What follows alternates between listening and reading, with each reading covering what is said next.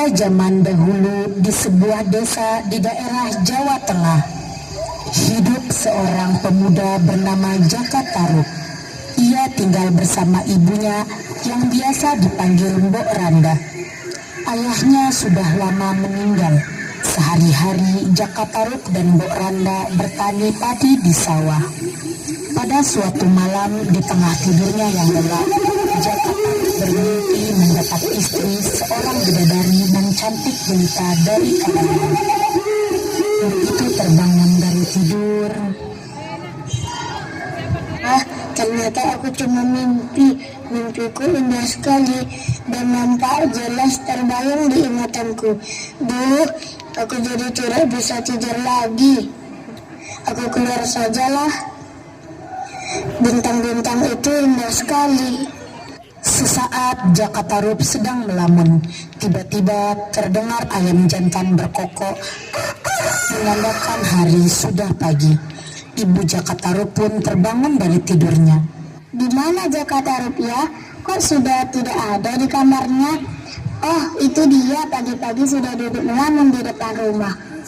Apa yang sedang dipikirkannya ya? Apa dia memikirkan segera berumah tangga? Teman-teman sebayanya pun rata-rata sudah menikah. Kasihan anakku. Aku harus membantu Jaka Tarub untuk mencari istri yang baik untuknya.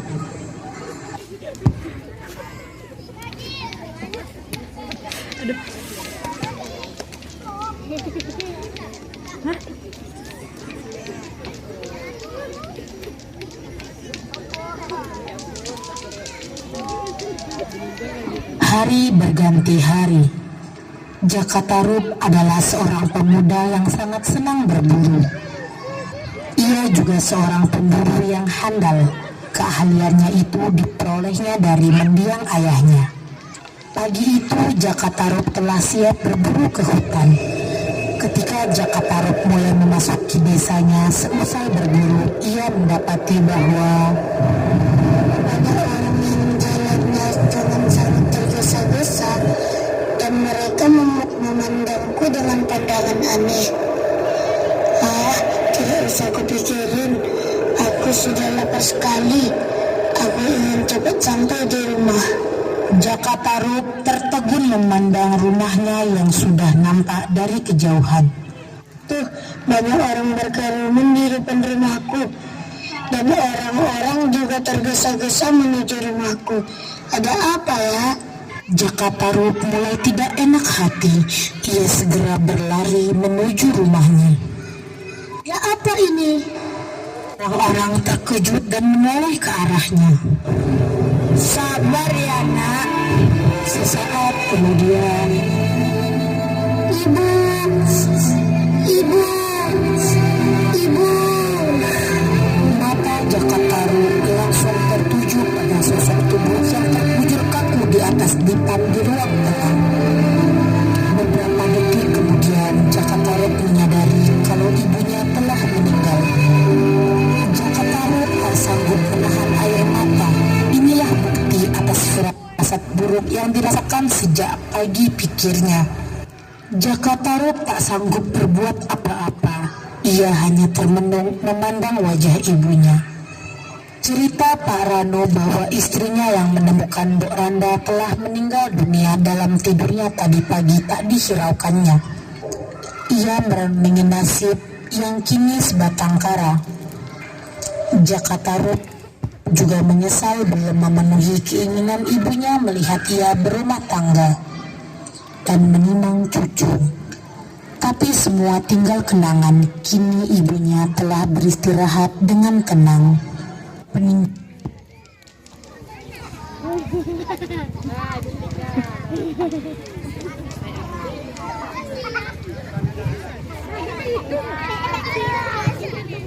Dan ibunya, Jaka Tarub mengisi hari-harinya berburu. Hanya dengan berburu, Jaka Tarub bisa melupakan kesedihannya. Di suatu pagi, Jaka Tarub telah bersiap-siap untuk berangkat berburu. Dengan santai ia berjalan menuju hutan Wanawasa karena hari masih pagi. Ketika Ketika sampai di hutan pun, Jakatarup hanya menunggu hewan buruan lewat di depannya. Tak terasa hari sudah siang. Dari tadi pagi aku menunggu hewan buruan, tapi tak ada satupun hewan buruan dapat. Aku haus sekali. Baiklah, aku coba cari air. Tak lama kemudian, Wow, itu danau Toyawening. Sudah kelihatan dari sini. Aku seperti mendengar suara gadis-gadis sedang bersenda gurau. Ini mungkin cuma khayalanku saja. Mana mungkin gadis-gadis bermain di tengah hutan belantara begini. dengan mengendap-endap, Jakatarup melangkahkan kakinya menuju danau Toyawening. Suara tawa gadis-gadis itu makin jelas terdengar. Jakatarup mengintip dari balik pohon besar ke arah danau. Ada 7 gadis cantik sedang mandi di danau Toyawening. Jantungku jadi berdegup makin kencang begini. Gadis-gadis itu semuanya berparas sangat cantik. Ternyata 7 orang gadis itu adalah bidadari yang turun dari kayangan. Apakah ini arti mimpiku waktu itu? Itu di atas tumpukan batu besar seperti ada tumpukan baju. Mungkin itu tumpukan baju para bidadari itu. Jika aku mengambil salah satu pakaian bidadari ini, tentu yang punya tidak akan dapat kembali ke kayangan. Sang bidadari yang bajunya kucuri pasti akan bersedia menjadi istriku. Dengan hati-hati, Jakatarup berjalan menghampiri tumpukan baju itu. Ia berjalan sangat perlahan.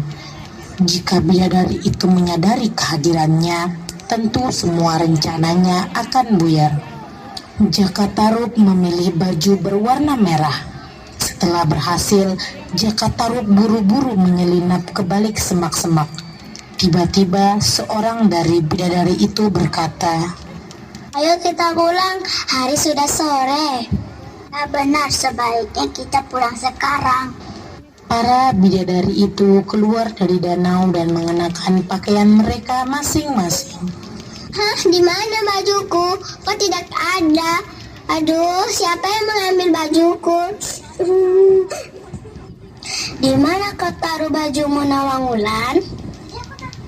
Di sini, sama dengan baju kalian. Aduh, gimana aku ini kalau bajuku tidak ada? Aku tidak bisa pulang ke kayangan dan selendang yang dipakai untuk terbang ikut ride juga. Karena Nawangwulan tidak menemukan bajunya, ia segera masuk kembali ke danau Toyawening. Teman-temannya yang lain membantu mencari baju Nawangwulan. Usaha mereka sia-sia karena baju Nawangwulan sudah dibawa pulang Jakatarup ke rumahnya.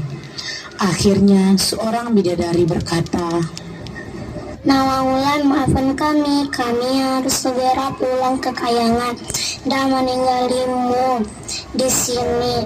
Hari sudah menjelang sore. Iya. Nawangwulan tidak dapat berbuat apa-apa. Ia hanya bisa mengangguk dan melambaikan tangan kepada keenam saudaranya yang terbang perlahan meninggalkan danau Toyawening. Mungkin memang nasibku untuk menjadi penghuni bumi. Aku harus gimana? Masa aku harus merendam di danau ini selamanya? Nawangwulan pun merasa putus asa dan tiba-tiba berucap, Barang siapa yang memberiku pakaian akan kujadikan saudara apabila ia perempuan, tapi bila ia laki-laki kujadikan dia suami.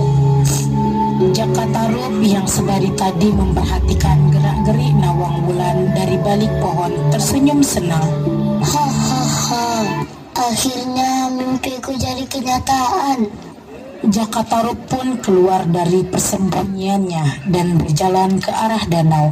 Ia membawa baju mendiang ibunya yang diambilnya ketika pulang tadi. Jakatarup segera meletakkan baju yang dibawanya di atas sebuah batu besar, seraya berkata, Hai bidadari, aku Jakatarup. Aku membawakan pakaian yang kau butuhkan. Ambillah dan pakailah segera. Hari sudah hampir malam. Aku Nawang Wulan, aku bidadari dari kekayangan yang tidak bisa kembali ke sana karena bajuku hilang. Hai Jaka, karena aku tadi sudah bersumpah bersedia menerimmu untuk menjadi suamiku. Terima kasih Nawang Wulan. Kalau begitu, ayo sekarang kita pulang ke rumahku. Baiklah.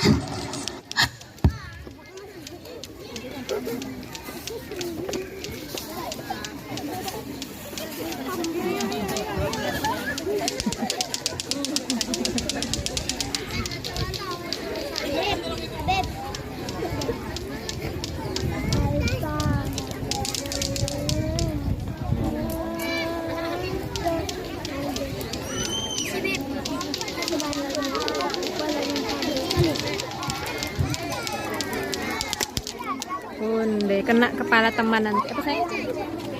Boleh. Tasya tinggal situ ya, malah nanti. Kan Bunda bilang makan. Hari berganti hari, bulan berganti bulan, tak terasa rumah tangga Jakatarup dan Nawang Wulan telah dikaruniai seorang putri yang diberi nama Nawangsih. Tak seorang pun penduduk desa yang mencurigai siapa sebenarnya Nawang Wulan. Jakatarup mengakui istrinya itu sebagai gadis yang berasal dari sebuah desa yang jauh dari kampungnya. Sejak menikah dengan Nawang Wulan, Jakatarup merasa sangat bahagia. Namun ada satu hal yang mengganggu pikirannya selama ini. Aku heran, walau dimasak setiap hari, mengapa padi di lumbung kelihatannya tidak berkurang ya? Justru lama-lama tumpukan padi itu semakin meninggi. Pada suatu pagi, Nawang Wulan hendak mencuci ke sungai. Mas, tolong jagain Nawangsih dulu ya. Aku mau mencuci dulu. Dan tutup kukusan nasi yang sedang dimasak. Jangan dibuka ya. Iya. Ketika sedang asyik bermain dengan Nawangsih yang saat itu berumur 1 tahun, Jakatarup teringat akan nasi yang sedang dimasak istrinya. Iya, tadi masak nasi. Kayaknya sudah lama memasak nasinya. Tunggu sebentar ya nak. Bapak lihat dulu nasinya yang sudah matang. Tanpa sadar, Jakatarup membuka kukusan nasi itu. Ia lupa akan pesan Nawang Wulan. Hah? Di dalam kukusan ini hanya ada setangkai padi. Nawang Wulan hanya memasak setangkai padi. Apa maksudnya ya? Aku tidak mengerti. Saat Jakatarup masih dalam kebingungan, tiba-tiba Nawang Wulan telah sampai di rumah menatap marah kepada suaminya di pintu dapur. Mas, kenapa kau melanggar pesanku? Hilanglah sudah kesaktianku untuk merubah setangkai padi untuk menjadi sebangkul nasi. Aduh, mulai sekarang aku harus menumbuk padi untuk kita masak. Karena itu, kau harus menyediakanku langsung untukku. Maafkan aku. Aku menyesal tidak menghiraukan perkataanmu. Ya, apa yang mau dikatakan semua sudah terlambat. Mulai hari ini aku harus selalu menumpuk padi untuk memasak. Sejak kejadian itu, mulailah terlihat persediaan padi mereka semakin lama semakin menipis. Bahkan sekarang padi itu sudah tinggal tersisa di dasar lumbung. Seperti biasa, pagi itu Nawang Wulan ke lumbung yang terletak di halaman belakang untuk mengambil padi. Ketika sedang menarik batang-batang padi yang tersisa sedikit itu, Nawang Wulan merasa tangannya memegang sesuatu yang lembut. Karena penasaran, Nawang Wulan terus menarik benda itu. Hah, ini kan baju dan selendangku yang berwarna merah. Kenapa bisa ada di sini? Wah, ini mesti perbuatan Jakatarup. Jadi yang mengambil bajuku dan Baju dan selendangku selama ini adalah Jaka Tarub. Jaka Tarub telah menipuku. Sama sekali aku tidak menyangka ternyata yang tega mencuri bajuku adalah Jaka Tarub. Aku ingin pulang ke Kayangan. Aku rindu dengan saudara-saudaraku di Kayangan. Aku ingin kembali ke asalku. Sore hari ketika Jaka Tarub kembali ke rumahnya, ia tidak mendapati Nawang Wulan dan anaknya Nawangsi. Wulan, di mana kau? Hari sudah menjelang malam, tapi tak kutemukan Nawang Wulan dan Nawangsi. Di mana mereka ya? Tiba-tiba Jaka Tarub yang sedang berdiri di halaman rumah melihat sesuatu melayang menuju ke arahnya. Dia mengamatinya sesaat. Jaka Tarub terpana. Beberapa saat kemudian dia mengenali ternyata... Wulan, aku mencarimu kemana-mana. Dari mana kau, Wulan? Kau sudah memakai baju bidadari, Wulan. Kau sangat cantik sekali memakai baju bidadari dan selendangmu itu. Aku sama sekali tidak menyangka kalau Nawang Wulan berhasil menemukan kembali baju bidadarinya. Berarti rahasia yang kusimpan selama ini telah terbongkar. Kenapa kau tega melakukan ini kepada aku, Jaka Tarub? Maafkan aku, Nawang Wulan. Aku menyesal, Nawang Wulan.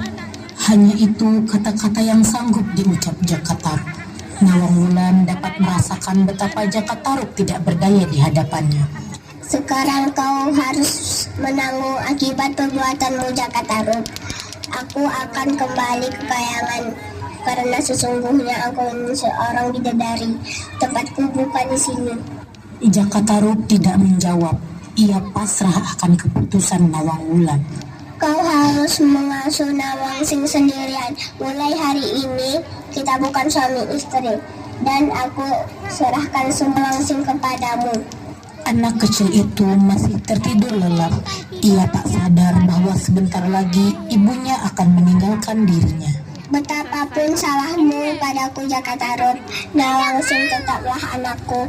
Jika ia ingin bertemu denganku suatu saat nanti, bakarlah batang padi, maka aku akan turun menemuinya. Hanya satu syarat, kau tidak boleh bersama Nawangsing. Ketika aku menemuinya, ia Nawang Wulan, akan aku turuti segala yang kau katakan. Jaka Tarub hanya bisa menahan kesedihannya dengan sangat. Ia ingin terlihat tegar. Setelah Jaka Tarub menyatakan kesanggupannya untuk tidak bertemu lagi dengan Nawang Wulan, sang bidadari pun terbang meninggalkan dirinya dan Nawangsi. Jaka Tarub hanya sanggup menatap kepergian Nawang Wulan sambil melengkap Nawangsi. Sungguh kesalahannya tidak termaafkan. Tiada hal lain yang dapat dilakukannya saat ini selain merawat Nawangsi dengan baik seperti pesan Nawang Wulan.